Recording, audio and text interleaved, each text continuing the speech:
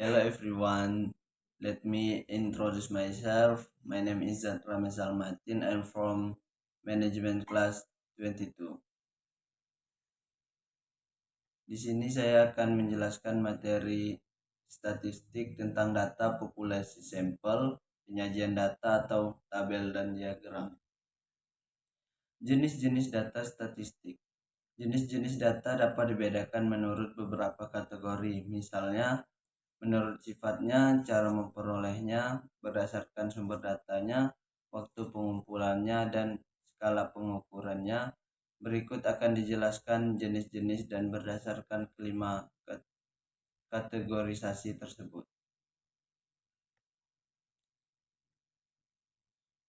A. Berdasarkan sifatnya, data dikelompokkan ke dalam dua kelompok, yaitu data kualitatif dan kuantitatif. Data kualitatif, data yang dinyatakan dalam bentuk non-angka atau non-numerik atau biasa juga disebut atribut.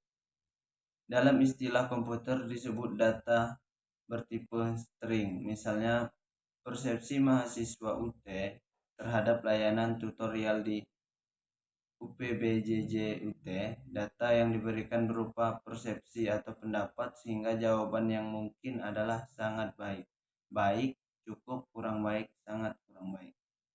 Yang kedua itu data kuantitatif. Data yang dinyatakan dalam bentuk angka atau data numerik. Dalam komputer dikenal sebagai data numerik, misalnya jumlah data pembelian modul UT, jumlah mahasiswa jurusan statistika masa registrasi 2010 dan sebagainya. Data yang dapat dinyatakan dalam angka dapat dikuantifikasi atau dinamakan data kuantitatif.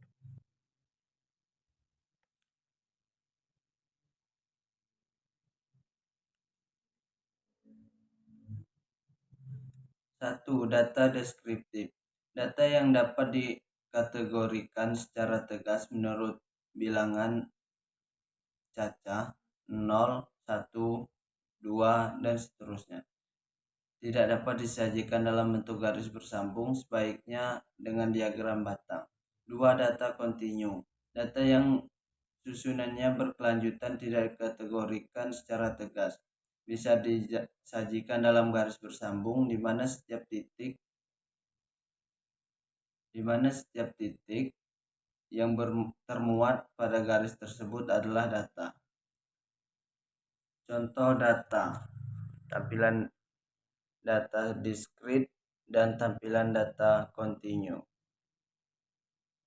Populasi dan sampel. Keseluruhan elemen atau unit penelitian yang memiliki ciri atau karakteristik tertentu untuk dijadikan objek penelitian.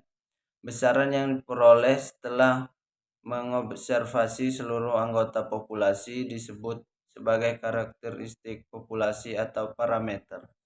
Jika akan mengamati seluruh populasi, maka perlu diadakan sensus.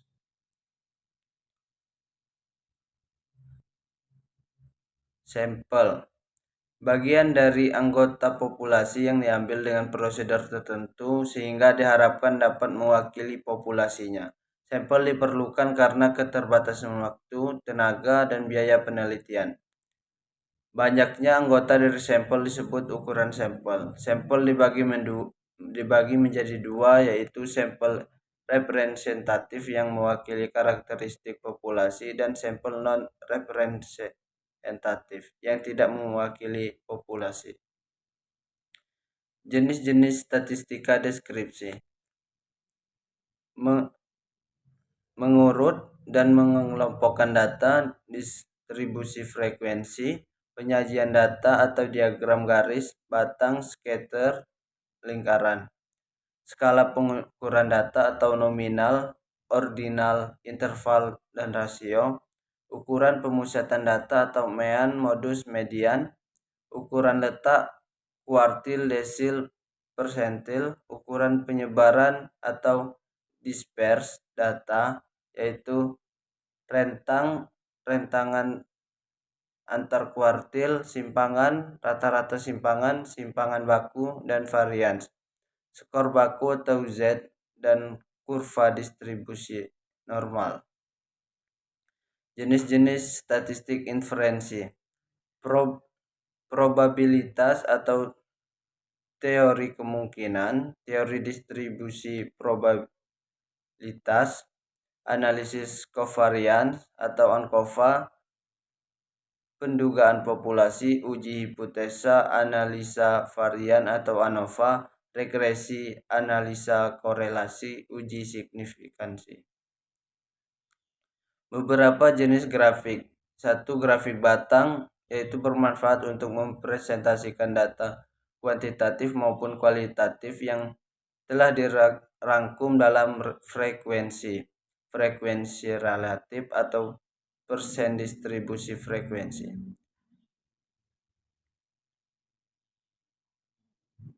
Pada sebuah horizontal yang menunjukkan kelas atau kelompok, sumbu vertikal menyatakan frekuensi maupun persen frekuensi menggunakan gambar berbentuk sama atau tetap. 2. Grafik garis. Sama dengan grafik batang, namun data yang dipresentasikan adalah data-data bersifat kontinu. Cara. Pada sumbu horizontal diberi label yang menunjukkan kelas atau kelompok. Sumbu vertikal menyatakan frekuensi setiap dari sumbu vertikal secara kontinu dengan sebuah garis. 3. Grafik lingkaran digunakan untuk mempresentasikan distribusi data kualitatif maupun data kuantitatif yang telah dikelompokkan.